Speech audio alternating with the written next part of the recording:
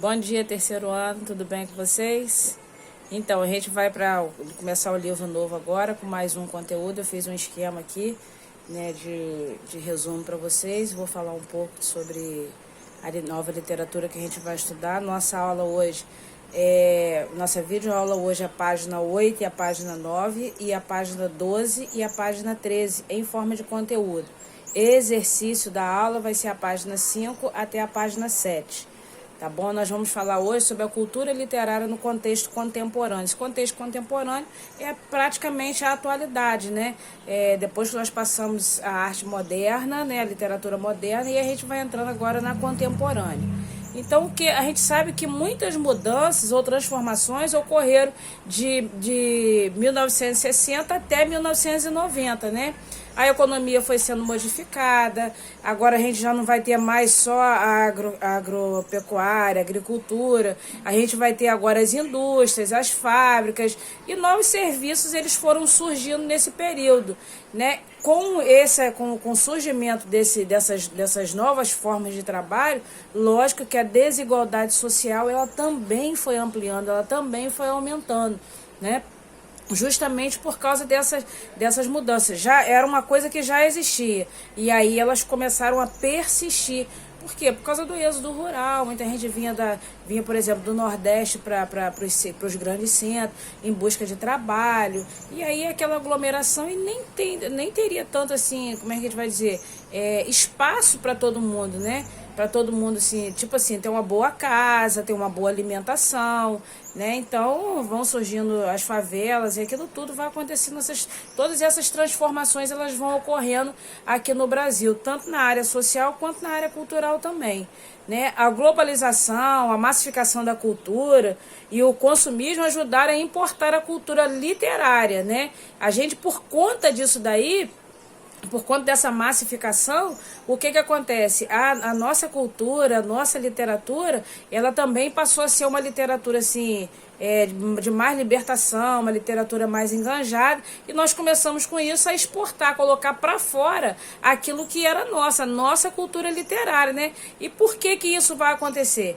Porque as informações de todos os tipos começaram a ser divulgadas, né, por meios tecnológicos, né, que vão estar surgindo aí, como a internet, que ajudou a divulgar essas produções, né, elas deixaram de ser publicadas em livros e passaram também para esses novos meios de comunicação. Então, tudo aquilo que a gente vivia, além dela ser escrita, além de ser também uma literatura um pouco mais diversificada, mostrando um outro lado da literatura, ela também começou a ser exportada, a ser colocada para fora, né?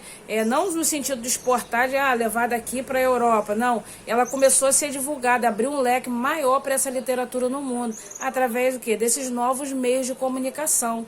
Deixou de ser escrita e agora ela passa a ser via internet. Os meios tecnológicos que a gente vai vendo que vai surgindo, então elas começam a ser produzidas assim.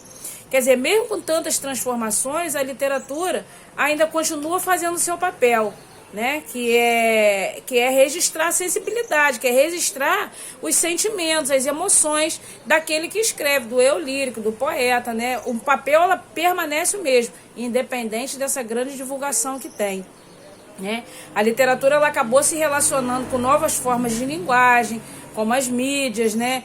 Surgiu com os novos formatos, como, por exemplo, o cordel, os poemas visuais, a gente vai chamar poema concreto, poesia marginal, né? Ela vai tomando uma nova forma, né? Vão se olhando a poesia, já não vai se olhando mais para aquela antiguidade clássica, daquela poesia perfeita, o parnasianismo, né? Lá atrás do classicismo, mas ela vai tomando umas formas diferentes, né? O desafio que a gente tem hoje é desenvolver os hábitos de leitura principalmente desse tipo de leitura, né, por exemplo, a juventude de hoje, né, que a gente não tem muita juventude ligada em texto poético, né? Então, uma grande dificuldade que a gente tem ainda no tempo atual é ter essa realidade, trazer essa realidade para o nosso meio. Tá? Agora a gente vai falar sobre as manifestações da arte contemporânea brasileira, que é o chamado concretismo. O que foi o concretismo? O concretismo ele vai primeiro iniciar na década de 50, né? Buscando retomar o espírito da inovação parecido com os das vanguardas. Lembra que a vanguarda é aquilo que vai à frente? Né? Então, a poesia concreta, ela passa também a ter esse diferencial, né? Buscar essa inovação do passado, trazer para o tempo atual. Então, o movimento concreto, ele inicia primeiro lá em São Paulo, né? Sendo liderado por alguns poetas e pelos irmãos Augusto e Haroldo de Campos e Décio Pignatari também.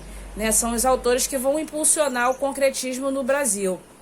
Eles vão fundar a revista Nós Grandes, em 1952, onde divulgava todas as ideias que se tinham do concretismo. A poesia concreta ela vai ocorrer no ano de 1956, com a realização da primeira exposição nacional de arte concreta no Museu de Arte Moderna, lá em São Paulo. A poesia concreta inaugura um novo estilo de poesia, agora sendo uma poesia mais visual. Você olha para a poesia, por exemplo, você vê a poesia com formatos de guarda-chuva, formatos de pingo, poesia lixo, lixo, lixo, lixo, lixo, lixo, aí escreve a palavra lixo e lixo dentro de toda a poesia. Isso que é a poesia concreta. Ela trabalha mais o visual, né? Com efeito mais gráfico, trabalha mais a questão gráfica no papel, o uso do papel mesmo para compor o texto poético, né? O papel acaba se tornando um objeto real para ela, ou seja, a gente vai ter na verdade uma palavra objeto. Essa palavra ela vai ajudar a formar um objeto, então palavra objeto, né? Vai defender muita racionalidade, preocupado em impactar seus leitores antes de compreender o significado da palavra. É aquilo quando você olha para a poesia, você fala assim, pô, ele fez uma poesia em forma de chuva, né? Porque você vê as nuvens e as gotas de chuva formando aquela poesia. E aí, depois é que você vai se preocupar com a palavra, com aquilo que está escrito. Então, o primeiro é o visual, é aquilo que eu vejo primeiro, depois eu observo o quê? O que está escrito, depois eu vou ler, eu vou observar as palavras, vou observar o conteúdo. Né? As oposições ao concretismo foi o neoconcretismo, né? Que alguns artistas passaram a questionar o concretismo, considerando muito limitado e doutrinário, né? A arte próxima do trabalho industrial, que eles consideravam isso, né? Então esse grupo vai defender uma arte que estivesse ligada à realidade, que fosse bem diferente do concretismo, né? Esse grupo do neoconcretismo, né? Então, em 1957, esses artistas propuseram uma nova arte, né, que foi o neoconcretismo, com a publicação de um manifesto e a retomada da subjetividade no fazer artístico. E na poesia, o grande expoente foi quem? Foi Ferreira Goulart, que tem uma poesia muito social, é uma poesia muito mais preocupada com a realidade do que a poesia concreta, por isso ele foi um neoconcretista. E a gente vai ter também a poesia praxe, né? Que esse movimento vai surgir em 1962, fundado pelo crítico e poeta Mário Charme. Seu marco inicial foi com a publicação do livro Lavra, Lavra, de Charme, né? E essa poesia escolhe bem seus temas, que devem se relacionar com a realidade social. Sua linguagem deve ser bem entendida pelo leitor também.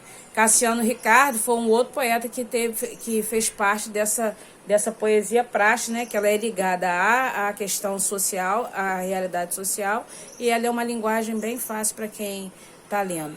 Isso aí, se vocês quiserem colocar lá na internet, né, e procurar lá na imagem, vocês vão ver a poesia praxe, vão ver a poesia concreta e vão ver que é tudo fácil, tá bom?